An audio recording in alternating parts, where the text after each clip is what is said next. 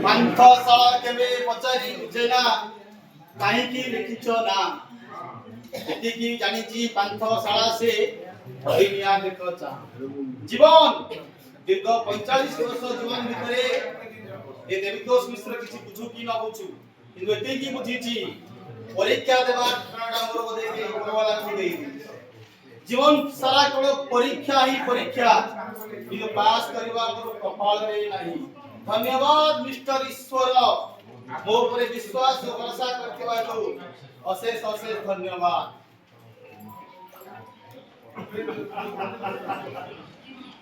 କେହି ଜଣେ କହିଥିଲା ଜୋରରେ ଚିତ୍କାର କରି ହସୁଥିବା ଜଣେ ବ୍ୟକ୍ତିର ପକେଟକୁ ଅଣ୍ଡାଳି ଦେଖ ଟଙ୍କା କି ସୁନା କିଛି ପାଇବନି ପାଇବ ଖଣ୍ଡେ ଲୁହ ଭିଜା ରୁମା ଯୋଉଟା କି ଆଜି ମୋ ହାତରେ ଅଛି ଏ ଭାଇ ହତାଶିଆ ପ୍ରେମିକ ନା ଅସହାୟ ମଣିଷ ମିଶ୍ରିତ ଭାଗ ଫଳ ବିଶ୍ୱାସର ଶେଷରେ ପରାସ୍ତ ପାନ୍ଥଶାଳାରେ ଏ ମନରେ ପାନ୍ଥଶାଳା ଏ ହୃଦୟରେ ପାନ୍ଥଶାଳା ମୋ ନିଶ୍ୱାସରେ ପାନ୍ଥଶାଳା ଆସିଛି ଆଜି ଅନ୍ୟ ଏକ ପାନ୍ଥଶାଳା ନିକଟ ସିଗାରେଟ ଅଛି ମାଚିଷ୍ଟା ନାହିଁ ମୋ ପାଖରେ ଅଛି ଗୋଲ୍ଡ ବ୍ଲାକ୍ ଫିଲ୍ଟର ମୋର ବି ସେମ୍ ବ୍ରାଣ୍ଡ ଗୋଟାଏ ଅଛି 50-50 okay take it no no no no no no ମୋ ସାଙ୍ଗ କହିଥିଲା ସିଗାରେଟ ଟାଣିବ ଲାଷ୍ଟ ରେ ଝିଅକୁ ମନ ଦେବ ଫାଷ୍ଟ ରେ ରାଇଟ୍ ବନ୍ଧୁ ରାଇଟ୍ ସେ ସବୁରେ ଏକ ଅଲଗା ପ୍ରକାର ଉତ୍ସାହ ମାନେ ମୋର କହିବାର ମାନେଟା ଏ ଅନ୍ଧାର ବର୍ଷା ଭିଜା ରାତିରେ ଏ ପାନ୍ଥଶାଳାରେ ମୁଁ ଯଦି ତମକୁ ଠିକ ସେଇ ପ୍ରଶ୍ନ କରେ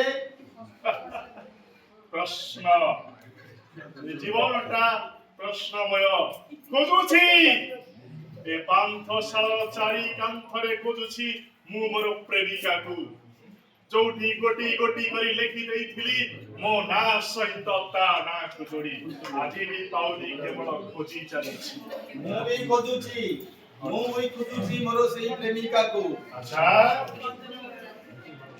ଯାହାକୁ ଜୀବନରେ ବେଶୀ ଭଲ ପାଉଥିଲି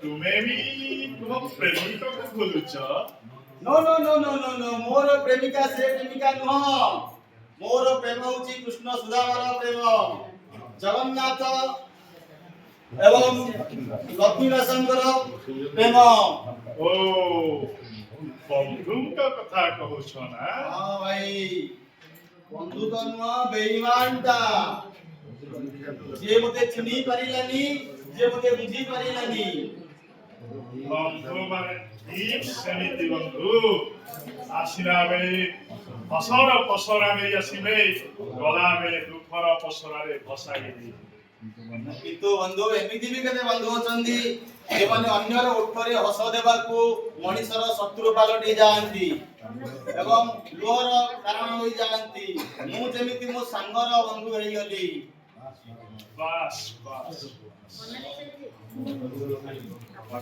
କାହିଁକି ଆରେ ଅନ୍ଧାର ବର୍ଷା ରାତିରେ ଏଇଭଳି ଗପ ଶୁଣିବାକୁ ବହୁତ ଖୁସି ଲାଗେ ଆନନ୍ଦ ବି ଲାଗେ କହିଚାଲ ସ୍କୁଲ ବେଳର ସାଙ୍ଗ ଗୋଟିଏ ସାଇକେଲରେ ସ୍କୁଲ ଯାଉ ଗୋଟିଏ ଟିଫିନ କୁ ଅଧା ଅଧା କରି ଖାଉ ଗୋଟାଏ ସାର୍ଟକୁ ନିଶ୍ଚିତ ଭାବେ ବଦଳାଇ ଦିଅନ୍ତୁ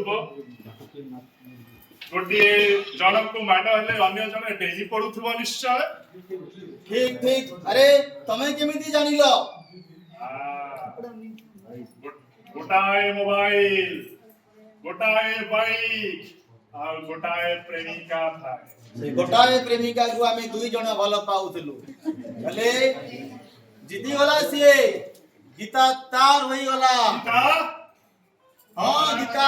ଗୀତା ହଁ ଗୀତା ଯୋଉ ଗୀତାଟି ଆମ ସାଙ୍ଗ ଭିତରେ ଭିଲେନ ହୋଇଗଲା ଯୋଉ ଗୀତା ପାଇଁ ମହାଭାରତ ଏଇ ମହାଭାରତ ଏବର ମହାଭାରତ ନୁହଁ ପୁରାଣ ମହାଭାରତରେ ଅର୍ଜୁନ ଓ ଦୁର୍ଯ୍ୟୋଧନ ଚାଲିଥିଲା ବର୍ତ୍ତମାନ ହଉଛି କୃଷ୍ଣ ଆଉ ଅର୍ଜୁନ ଭିତରେ ଦେବିତୋଷ ମିଶ୍ର ଆଉ ଆଶୁତୋଷ ମହାପାତ୍ର ବିଷୟରେ। ନାଟା ତାହେଲେ ଆଶୁତୋଷ ମହାପାତ୍ର। ହଁ ହଁ ଆଶୁତୋଷ ମହାପାତ୍ର ଯେ ଆଜିର ଗୋଟେ କୋଟିପତି, ସିଏ ମୋ ପିଲାଦିନର ସାଙ୍ଗ, ଯିଏ ଗୀତା ପାଇଁ ମତେ ଶତ୍ରୁ କରିଦେଲା, ଶତ୍ରୁ ତାର ମୁଁ ପାଲଟି ଗଲି। ଆଚ୍ଛା, କଣ ତାହେଲେ ଷ୍ଟୋରି? ସେଇ ଦିନର କଥା, ଦିନେ ଗୀତା, ମୁଁ ଏବଂ ଆଶୁ କାରରେ ଦାରିଙ୍ଗବାଡ଼ି ବାହାରିଥିଲୁ। ହଠାତ୍ ଗାଡ଼ିଟି ଘାଟି ତଳୁ ଖସି ପଡ଼ିଲା, ଆମେ ସମସ୍ତେ ବଞ୍ଚି ଗଲୁ। ପ୍ରଥମେ ମୁଁ, ତାପରେ ଗୀତା, 2 ମାସ ପରେ ଆଶୁ। ହଠାତ୍ ଦିନେ ମୁଁ ଘରେ ଥାଏ, ଗୀତା ମତେ ଫୋନ କଲେ। ମୁଁ ପଚାରିଲି କୋଉଠି? ସେ କହିଲେ ଡକ୍ଟରଙ୍କ ପାଖରେ। ମୁଁ ଯାଇକି ଡକ୍ଟରଙ୍କ ପାଖରେ ପହଞ୍ଚିଲା ବେଳେ ଗୀତା ନିର୍ବାକ ହୋଇ ଠିଆ ହେଇଛନ୍ତି, ଆଉ ଗୋଟେ ଛୋଟ ପିଲା ଭଳି କାନ୍ଦୁଛନ୍ତି। ମୁଁ ପଚାରିଲି କଣ ଡକ୍ଟର କହିଲେ? ସେ କହିଲେ ଡକ୍ଟର କହିଲେ ଏ ଝିଅ ତା ଜୀବନରେ କେବେ ମା ହୋଇପାରିବ ନାହିଁ। ମା ହେଇପାରିବନି? କିନ୍ତୁ କଣ ପାଇଁ? ମା ଗୀତା ମା ହେଇପାରିବନି?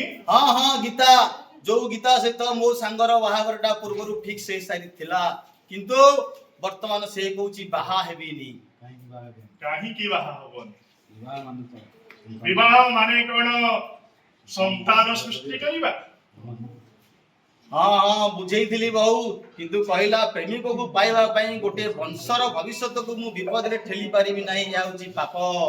ତମେ ତ ତା ପ୍ରେମିକ, ତମେ ତ ତମ ସାଙ୍ଗକୁ ଏଇ କଥାଟା କହି ପାରିଥାନ୍ତ ନା? କହି ପାରିଥାନ୍ତି, କିନ୍ତୁ ରାଣ ପକେଇ ଦେଲା। ସେ ପୁଣି ମୋ ସାଙ୍ଗର ରାଣ। ଯେ ଜଗନ୍ନାଥ ରାଣ ପକେଇଥାନ୍ତି ତାହେଲେ କହିଦେଇଥାନ୍ତି, କିନ୍ତୁ ମୋ ସାଙ୍ଗର ରାଣ ଇଡିଏଟଟା। ତା ମାନେ ଗୀତା କଣ ଆଉ କାହାକୁ ବାହା ହେଇଗଲା? ନା ନା, ଗୀତା କାହାକୁ ବାହା ହେଇ ପାରିଲା? ଗୀତାକୁ କହିଲି ଯଦି ଆଶୁକୁ ନ ବାହାହବ ତାହେଲେ ସେ ସାରା ଜୀବନ ସିଙ୍ଗିଲ ହେଇ ରହିଯିବ। ଯଦି ତୁମେ ଆଉ କାହାକୁ ବାହାହବ ତାହେଲେ ସିଏ ନିଶ୍ଚୟ ଆତ୍ମହତ୍ୟା କରିଦବ। ତାପରେ ଗୀତା କଣ କହିଲା? ଗୀତା କହିଲା ସବୁଠୁ ଭଲ ହବ ମୁଁ ଆତ୍ମହତ୍ୟା କରିଦଉଛି। କିନ୍ତୁ ମୁଁ କହିଲି ଗୋଟିଏ କାମ କର, ମୁଁ ତୁମର ସ୍ୱାମୀ ହେଇଯାଉଛି। ମିଛି ମିଛିକା ସ୍ୱାମୀ। ପଚାରୁନ କାହିଁକି ମିଛି ମିଛିକା ସ୍ୱାମୀ? କାହିଁକି କୁହ ବନ୍ଧୁ? କାହିଁକି ନା ମୋ ସାଙ୍ଗ ମୋ ପାଇଁ ଯେତିକି ମୂଲ୍ୟବାନ, ମୋ ସାଙ୍ଗର ପ୍ରେମିକାଟା ବି ମୋ ପାଇଁ ଠିକ ସେତିକି ମୂଲ୍ୟବାନ। ତାହେଲେ ଗୀତା ଆଉ ତୁମେ ମିଛି ମିଛିକା ସ୍ୱାମୀ ସ୍ତ୍ରୀ? ହଁ, ସିନ୍ଦୁର କେବଳ ଦୁନିଆରୁ ଆଖିରୁ ବଞ୍ଚିବା ପାଇଁ, ତା ହାତର ଶଙ୍ଖା ହଉଛି ବଦନାମରୁ ବଞ୍ଚିବା ପାଇଁ। କିନ୍ତୁ ତା ହାତର ଗୋଟିଏ ରାକ୍ଷୀ ବର୍ଷକୁ ଥରେ ମୋ ହାତରେ ବାନ୍ଧିବା ପାଇଁ।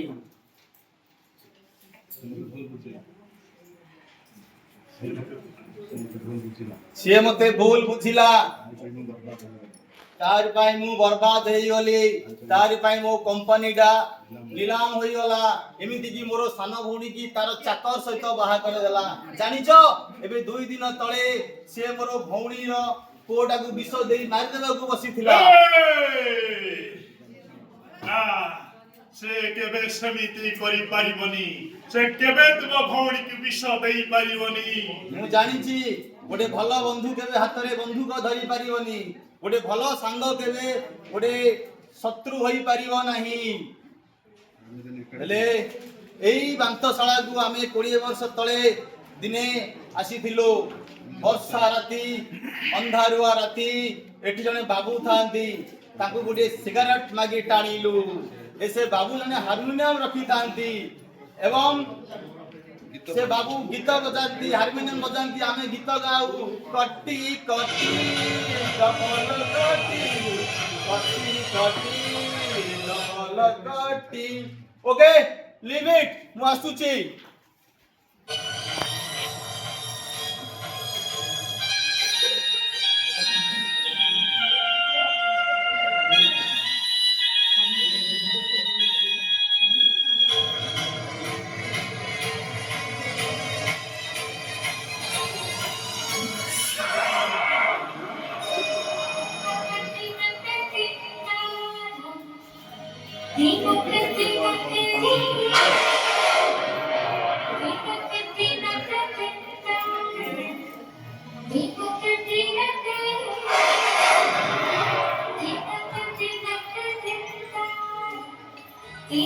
Thank you.